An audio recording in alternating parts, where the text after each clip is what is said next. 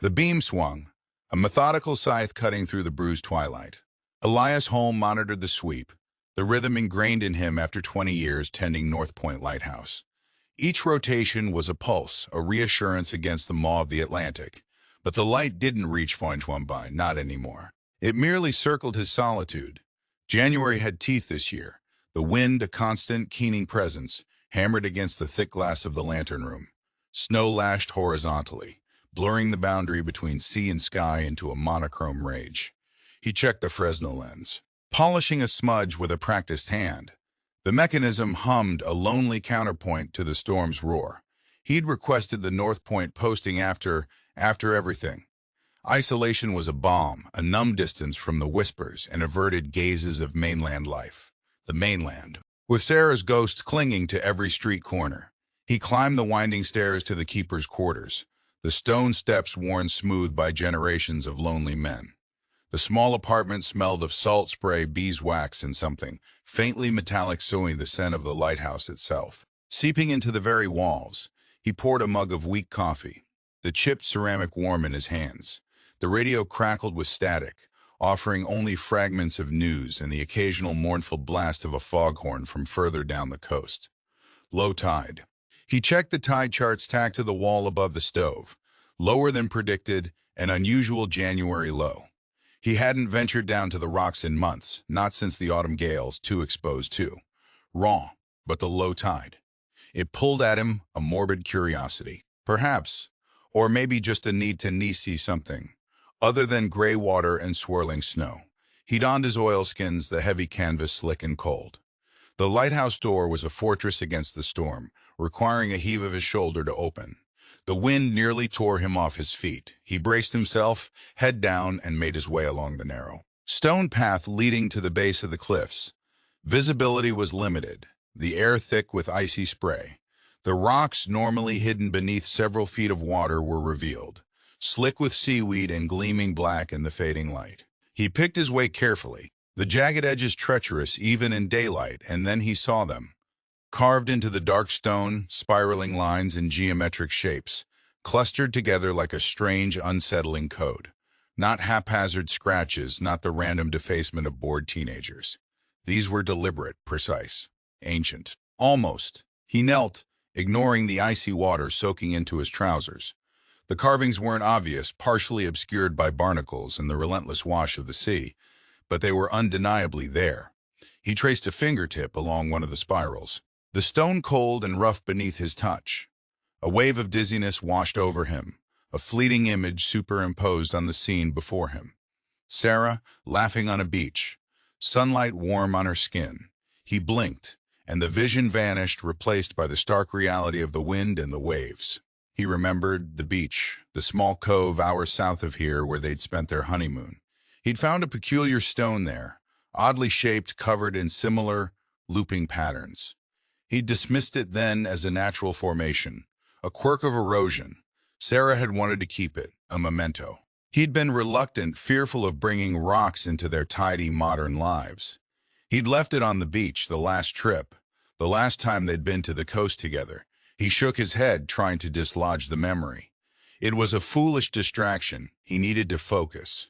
He took out his small notebook and began to sketch the symbols, meticulously copying the shapes and their arrangement. He'd show them to Old Man Hemlock, maybe. Hemlock knew everything about the history of this coast, the old legends, the forgotten stories, though the old man was more inclined to spin yarns than offer concrete facts. Still, it was a start. The next day, the town of Port Blossom offered little in the way of answers. The salty tang of the harbor hung in the air, but the welcome was lukewarm. He showed Hemlock his sketches over a mug of lukewarm tea in the cluttered bait shop. Hemlock grunted, peering at the drawings through thick spectacles. Seen them before. Down at Devil's Tooth, kids, most likely vandalism. But the precision, Elias protested. They're not recent. They're worn. Weathered, kids with chisels, and a lot of time, son. Devil's Tooth has been a teenager's canvas for 100 years. Always is. Hemlock waved a dismissive hand. Now, you want some mackerel. Fresh catch this morning. Others offered similar dismissals, the harbor master. A gruff man named Barlow suggested they were merely the remnants of old fishing markers. Old Mrs. Gable, who ran the general store, claimed they were the work of smugglers, marking hidden coves. No one seemed to take it seriously. No one remembered anything similar from their youth. No one cared. Elias felt a familiar knot of frustration tighten in his chest. It wasn't just the symbols themselves, it was the indifference, their lack of curiosity. Was anything truly important to these people anymore? He returned to the lighthouse, the weight of unanswered questions settling upon him. He spent the evening poring over nautical charts and local history books, searching for any reference to similar markings. Nothing another low tide was predicted for the following afternoon. He found himself drawn back to the rocks, compelled to examine the carvings more closely. He brought a small brush and a bucket of fresh water, carefully cleaning away the clinging seaweed and barnacles. As he worked, he noticed something. A section of the rock face previously hidden beneath a thick layer of growth was now exposed, and on it new carvings, not faded and worn like the others, crisp, clean, freshly cut into the stone. He traced the lines with his finger, a chill spreading through him that wasn't caused by the cold. Someone had been here recently. Someone knew about these symbols. A monstrous wave larger than any he'd seen in weeks gathered momentum in the churning sea. It rose, a towering wall of water, and crashed against the rocks with earth-shattering force. Spray exploded upwards, momentarily obscuring everything. When the water receded, it revealed more of the rock face, and more symbols, hundreds of them, interconnected, forming a complex, sprawling pattern. And among the ancient, weathered lines, he saw it again, a newly carved spiral, identical to the ones he'd just discovered. And beneath it, a single, stark character, one he didn't recognize, a character that felt malevolent. The chipped formica of the Port Blossom Historical Society felt alien under Elias' fingertips. The scent of dust and decaying paper hung heavy in the air, a stark contrast to the bracing salt spray of the lighthouse. He hoped for enlightenment, but Miss Periwinkle, the Society's sole caretaker, seemed more interested in cataloging antique thimbles than indulging his eccentric theories about carved rocks. "Runes, you say?" She chirped, adjusting her spectacles. "Oh my, how fascinating. Though I suspect it is more likely the work of bored sailors, doodling during long voyages." He spread his sketches across the table, the spiraling symbols stark against the faded floral tablecloth. "These aren't tea doodles, Miss Periwinkle.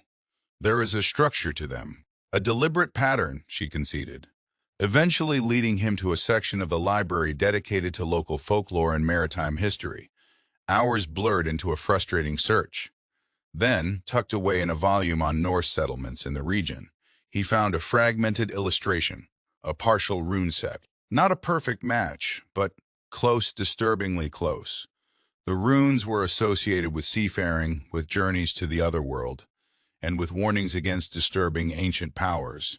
It was a flimsy connection, he knew, fueled by speculation and centuries-old myth still. A cold prickle of unease spread across his skin. "Interesting," Miss Periwinkle said, peering over his shoulder. "Old Norse influence in these parts is more prevalent than people realize, though.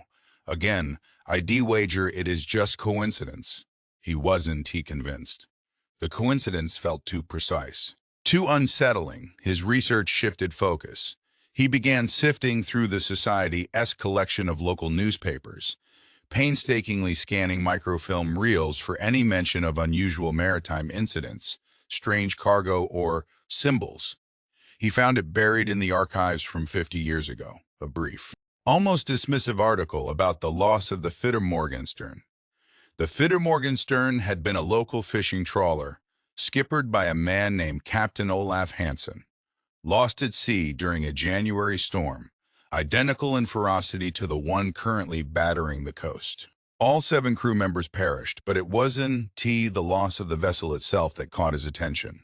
It was the accompanying reports, the whispers that had circulated in Port Blossom in the aftermath. Rumors of a salvaged artifact, pulled from the depths during an earlier fishing run, a stone idol. Some claimed it was covered in spiraling symbols. The article dismissed the rumors as superstitious nonsense, the product of grief and fishermen. Tall tales, but a subsequent, smaller piece detailed a local religious leader condemning the Morgenstern's crew for disturbing something that should have remained lost. There were whispers of a curse. He spent the rest of the afternoon combing through additional articles. They described the Finny Morgenstern as being unusually lucky in the weeks leading up to its disappearance, hauling in record catches, but also spoke of strange occurrences aboard, unexplained equipment malfunctions, unsettling dreams amongst the crew. A pervasive sense of dread. Cargo manifests were strangely incomplete, listing only typical catches, but making vague references to miscellaneous salvage goods. Elias felt a growing sense of dread, mirroring the unease that had gripped the Finny Morgenstern-esque crew.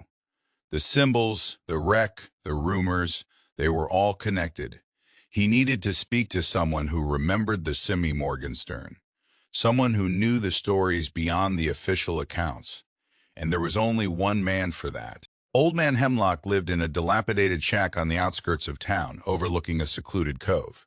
The air around his property perpetually smelled of fish and decay. Hemlock himself was a gaunt, weather-beaten figure, his eyes the color of storm clouds and set deep within a network of wrinkles. He regarded Elias with open suspicion. The Thimorgenstern, Hemlock rasped, his voice gravelly from years of sea air and solitude. He didn't offer Elias a seat, leaving him to perch awkwardly on an overturned bucket. Ancient history, that is. Best left buried. I've been seeing symbols, Hemlock, Elias said, showing him the sketches, carved into the rocks, similar to those described in connection with the Nexian Morgenstern. Hemlock's gaze narrowed, fixing on the drawings. He didn't reach for them. Didn't touch them. He simply stared, a flicker of fear crossing his face. "Where did you find these?" he asked, his voice barely a whisper. "Below the lighthouse, on the rocks at low tide." Hemlock shook his head, a slow, deliberate motion. "The sea gives up its secrets grudgingly, son, and often it is better if they remain hidden. What do you know about the Prin Morgenstern? About what they brought up?" Elias pressed. Hemlock hesitated, his gaze drifting towards the restless sea. "They say Hansen, he found something old. Something wrong, dragged it up from the bottom. A stone, they said, covered in writing like that." He nodded towards the sketches. "He shouldn't have touched it. No one should have." "What happened after they found it?" "Bad luck. Plain and simple. Nets ripped, engines failed, then the storm swallowed the Morgenstern whole. Some say it was the storm that sank her. Some say the sea took her back." He paused, his eyes locking with Elias. "Let sleeping stones lie, son. That is what I am telling. You go poking around in things best left forgotten. You are asking for trouble." Hemlock turned away, dismissing him with a wave of his hand. "Now, get off my property. I got fish to mend." Elias left, feeling more unsettled than ever. Hemlock's cryptic warnings only deepened the mystery. Something was definitely wrong.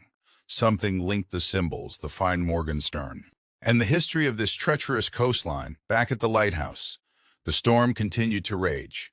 He decided to do another inspection of the structure, more out of restless energy than any specific concern. He de-explored every inch of the place 100 times over the years, or so he thought.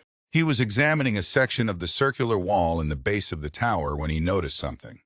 A slight irregularity in the stonework, a seam that didn't quite match the others. He pressed against the stones, and with a grating sound, a section of the wall swung inward, revealing a hidden compartment. Dust motes danced in the beam of his flashlight. Inside the compartment, nestled amongst cobwebs and forgotten debris, lay a single object, a weathered, leather-bound logbook. Its pages were brittle and yellowed with age.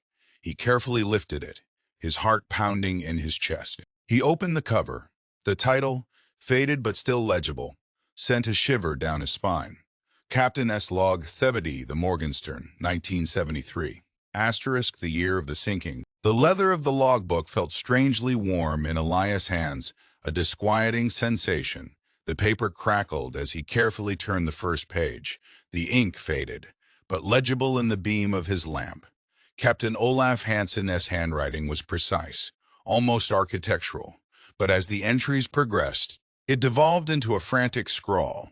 The initial entries were mundane, weather reports, fishing yields, ship maintenance. Then, about a month into the voyage documented in June 1973, the symbols began to appear, not as carvings, but as sketches, meticulously rendered in the margins of the log. Alongside the sketches, Hansen's commentary started subtly, almost tentatively. Observed a peculiar pattern in the distribution of cod today. Resembles the marking found on the stone, the one we pulled up from the devil's maw. A curious coincidence. Elias traced the symbols in the logbook with his finger, identical to those on the rocks, identical to the illustrations Miss Periwinkle had shown him. The entries grew more frequent, more fixated. Hansen began researching the symbols, delving into obscure texts and local folklore. He referenced Old Norse sagas, ancient seafaring myths, and the whispers of a lost civilization said to have inhabited the coastline centuries ago. The runes, they are not merely decorative. They are a key, a map.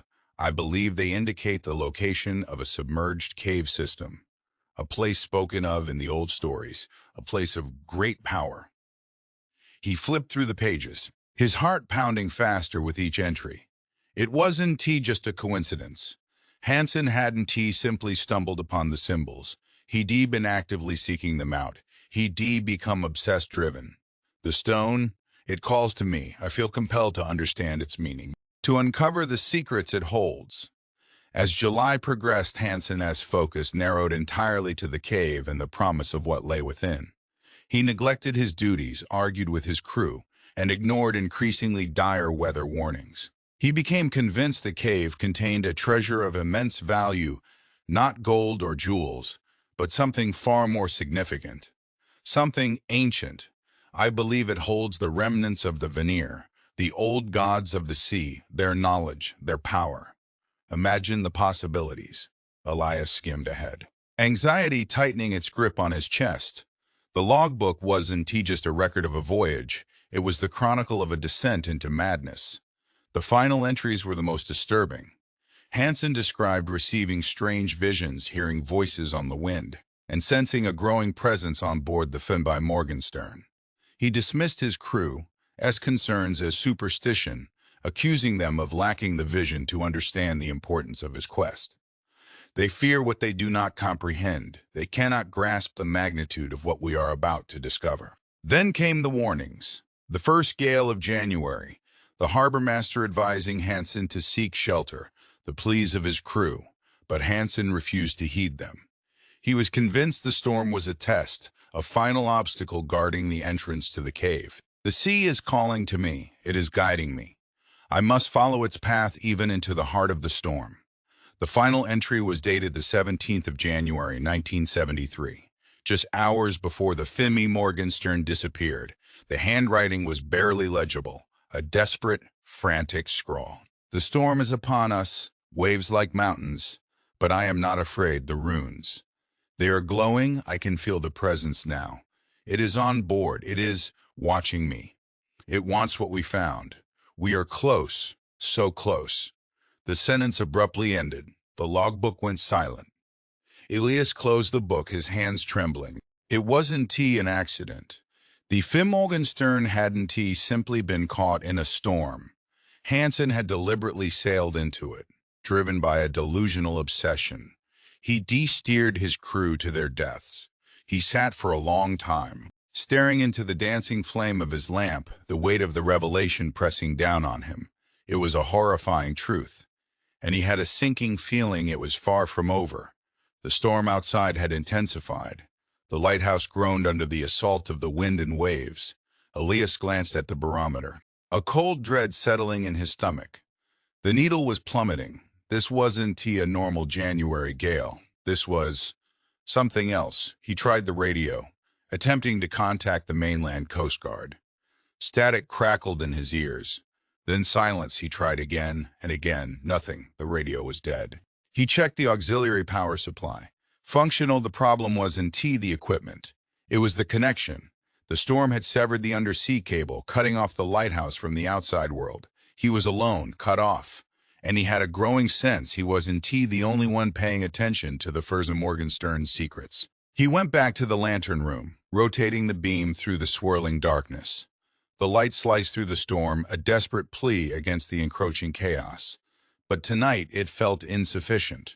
A particularly violent wave slammed against the base of the lighthouse, shaking the entire structure. The walls shuddered for a moment. Everything went dark. Then the light flickered back on, revealing a sight that made Elias's blood run cold. New carvings on the outer wall of the lighthouse, just below the lantern room, not weathered and ancient like the ones on the rocks. These were fresh, pristine, and they matched the symbols in the logbook someone, or something, had been here. While he had been reading, the lighthouse throbbed like a wounded beast. Each wave that crashed against the tower sent vibrations shuddering through the stone, rattling the windows and rattling Elias's nerves. He'd weathered countless storms in his 20 years at North Point. But this felt different, malignant, personal. He paced the circular confines of the lantern room, the rhythmic sweep of the light doing little to dispel the oppressive darkness that had fallen over his soul. The radio silence was the worst. The isolation had amplified the whispers in his head, the ghosts of regret and loss. Sarah, her face, framed by windswept hair, a radiant smile. He hadn't allowed himself to dwell on her in years, burying the pain beneath layers of routine and self-imposed solitude.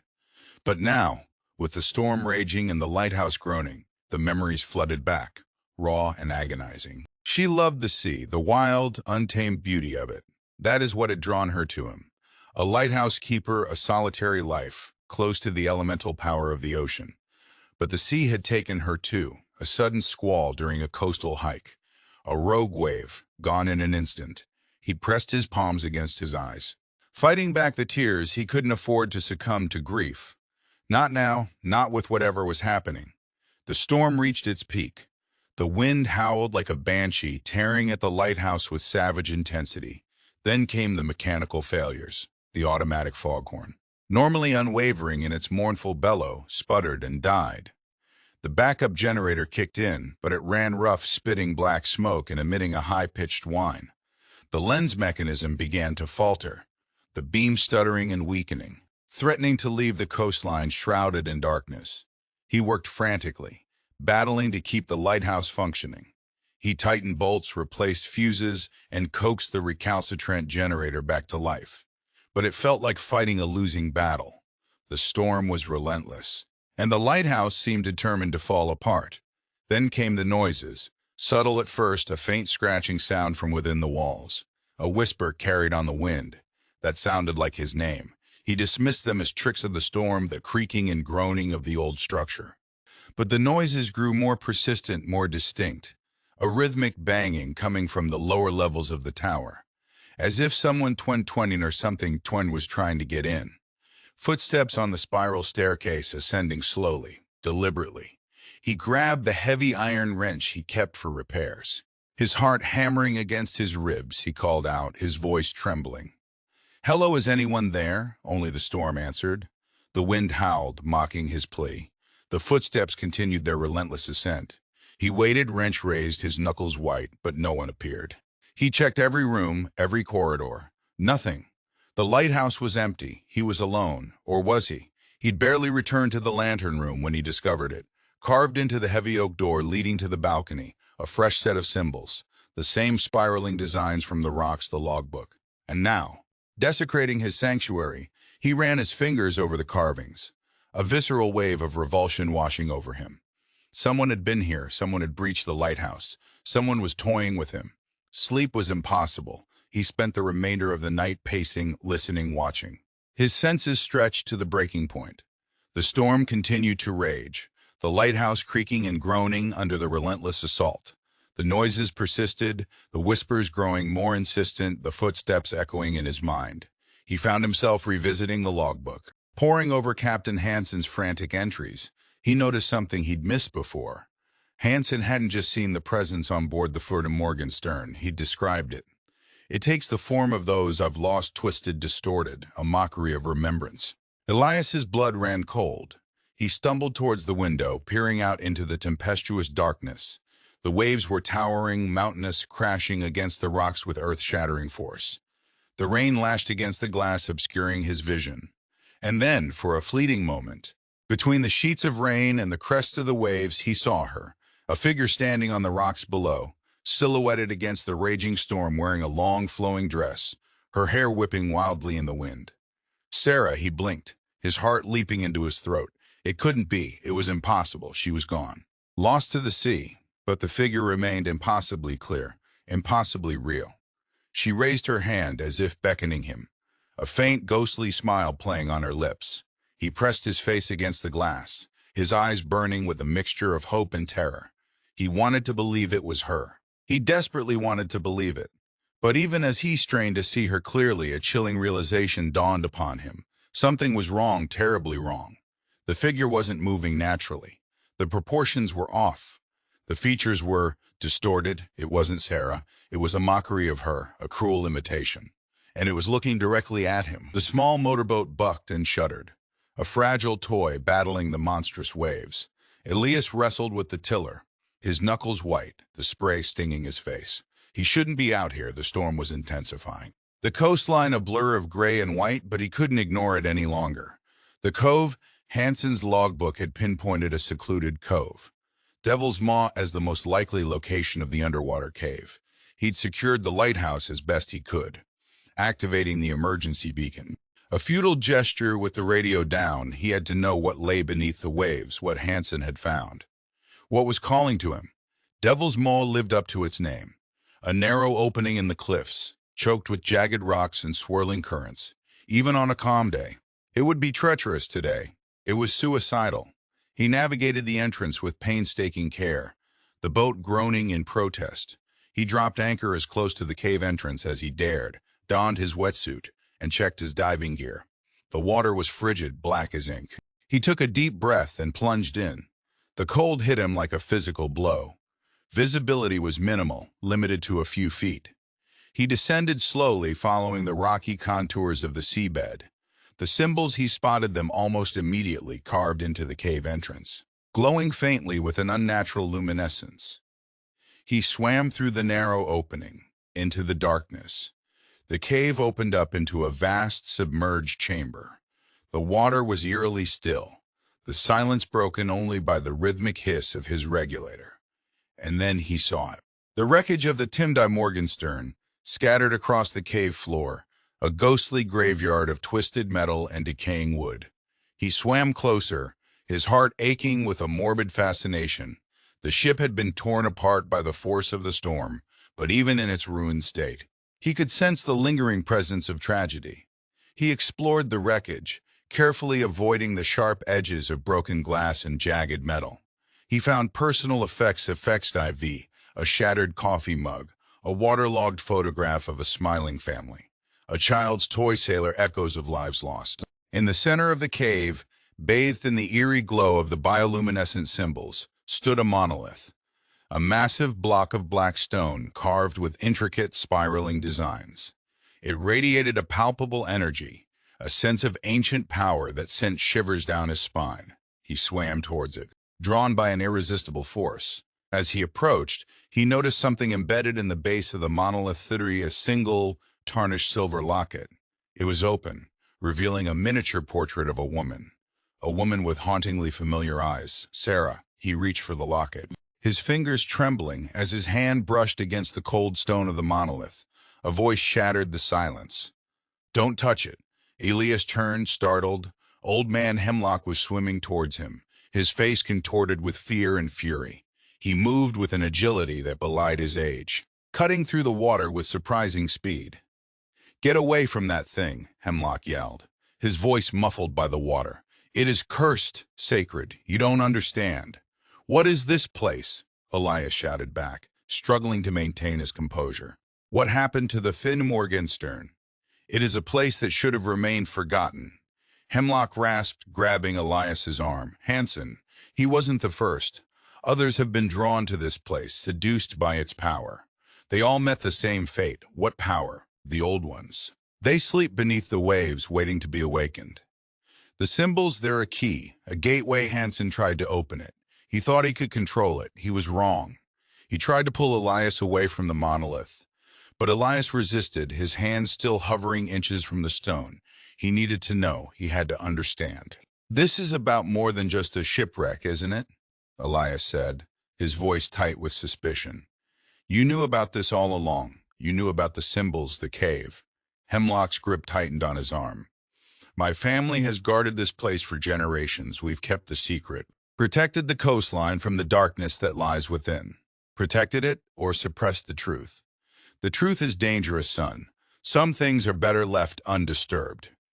Elias shook off Hemlock's grasp and reached out, his fingers finally making contact with the cold, smooth surface of the monolith. A surge of energy coursed through his body, a dizzying rush of images and sensations. He was no longer in the cave.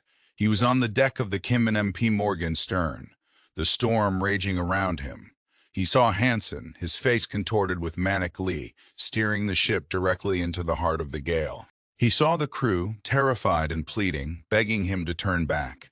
And then he saw it, a shadowy figure lurking in the darkness, approaching Hansen from behind.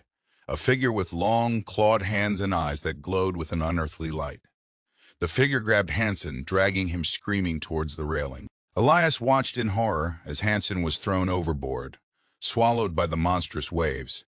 The vision abruptly ended. He gasped for air, his lungs burning. He stumbled backwards, away from the monolith, his mind reeling. He looked at Hemlock, his eyes filled with terror. "He didn't die in the storm," he whispered, his voice trembling.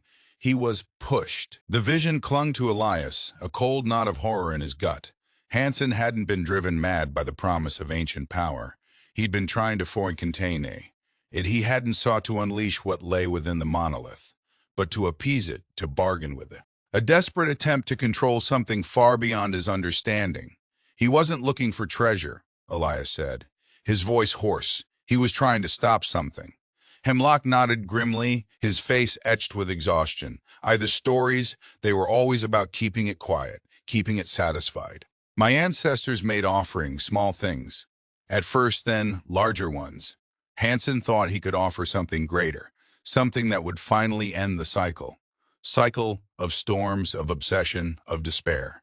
That stone, it feeds on grief, on loss. It amplifies the darkness within men's souls.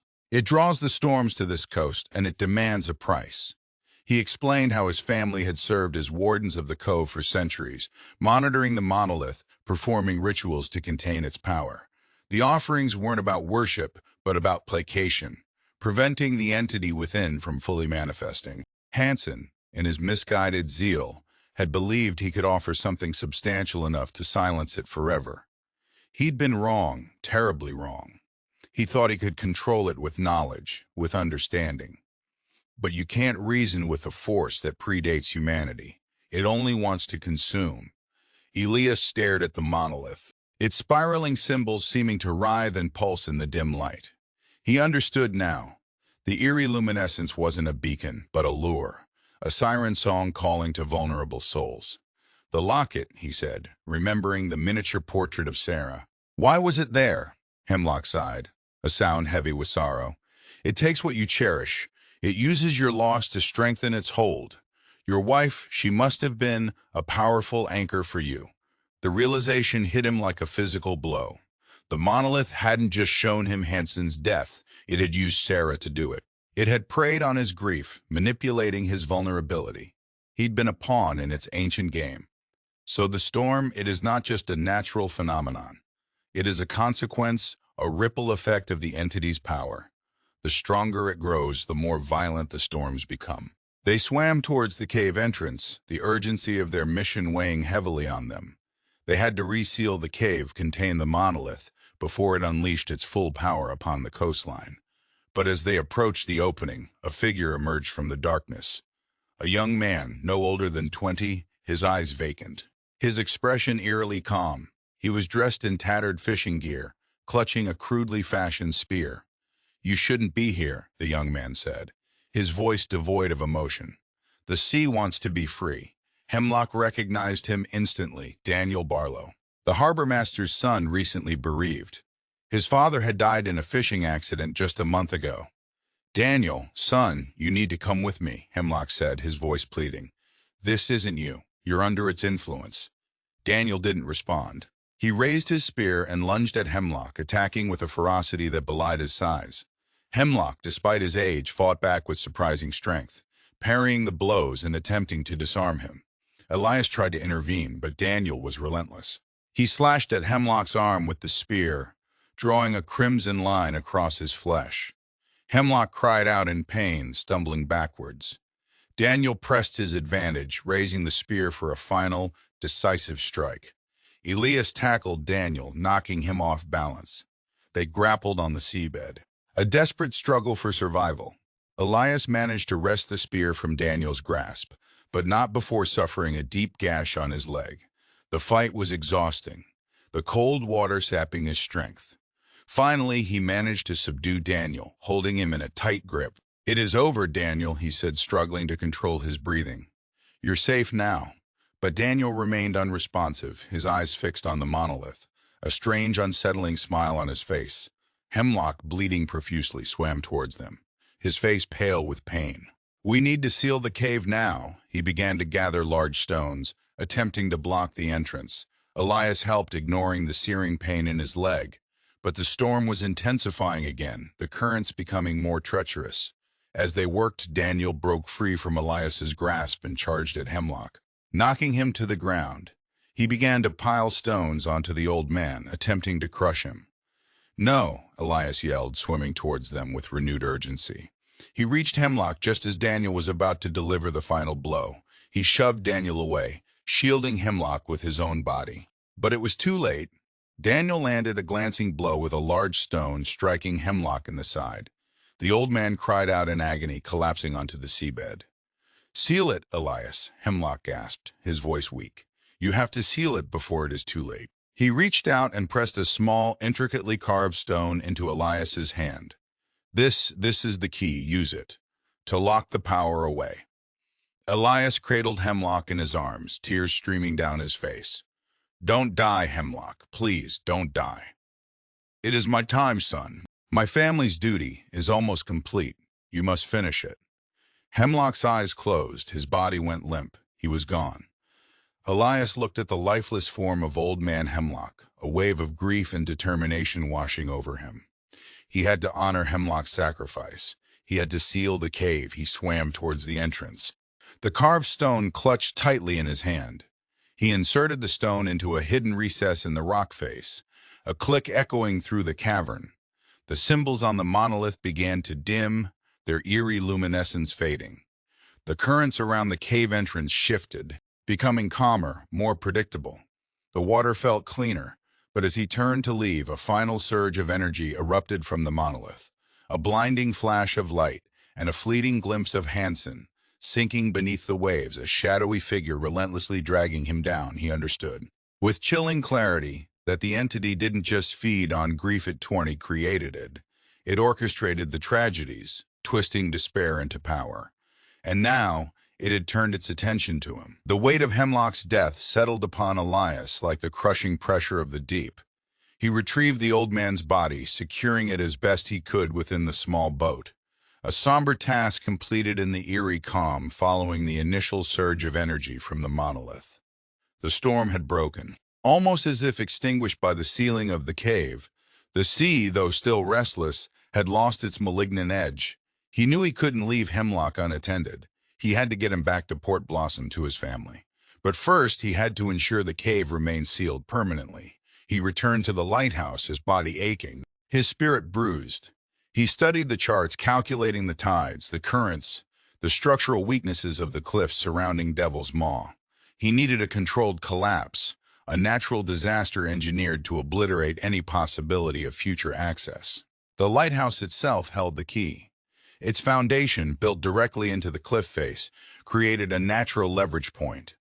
By manipulating the reservoir that controlled the foghorn's water supply, combined with strategically placed explosive charges Theven salvaged from old decommissioned harbor buoys, he could destabilize the rock face, triggering a landslide.